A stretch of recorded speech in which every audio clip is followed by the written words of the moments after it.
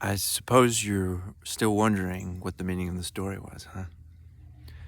Well, I didn't get to tell you why I like stories so much yet. You know how the old timers, they used to say, don't judge a scroll by its clay pot. I mean, don't judge a book by its cover. We used to say, don't judge my homework by its trapper keeper. You know, my trapper keeper was kind of like a reverse mullet, party in the front, business in the back, you know. I just like that. But, you know, they weren't really talking about books or stories. They were talking about people, right? Don't judge a person by what they look like, by how they appear.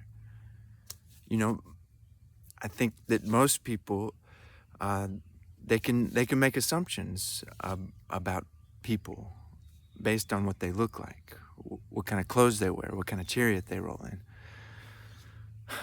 They could say, well, she's got a really nice job, she makes a lot of money, has a nice house, she must be very happy, you know, must have a very good life.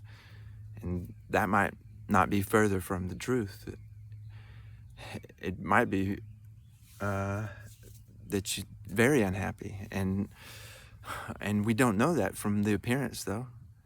Same thing, you could say, oh, well, he's not very nice, he's real salty, acts real salty, but and assume that, oh, well, he doesn't like people, he's mean, and maybe that's further from the truth. Could be a very nice person when you get to know them.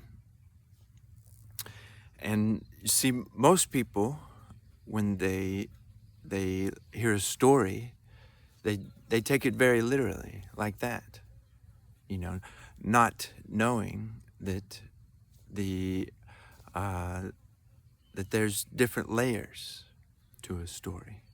There's different layers to a person, kind of like a piece of fruit. You know, there's a skin, there's a flesh, and there's a core, and that has seeds in it. Well, when most people, when they take a bite out of a story, they take it very literally, and it only feeds the body. It only feeds the entertainment part of them, like a neurological satisfaction, and it just passes right through them, and they move on. But for you, when you take a bite out of that story, it feeds your soul.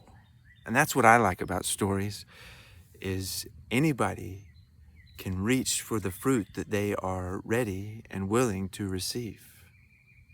You see, when you take that story in and plant it into your soul, then that story, it begins to become a part of you. And when you digest it, when you plant it into your heart, you nurture it and grow it, then you become a part of it. You become a part of something way bigger than you could ever imagine. You become the story.